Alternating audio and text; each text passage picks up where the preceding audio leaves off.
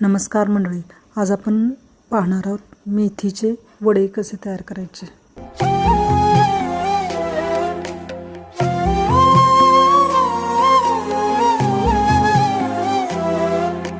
केवड्याचं पान तू, कस्तुरीचं रान तू, आघुळल्या जीवाचं गभान तू।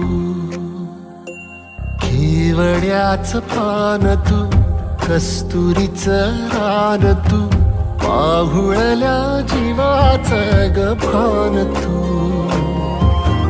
सागराची गाज तू, कालावरलास तू, आतुरल्या डोळ्याचं सपान तू।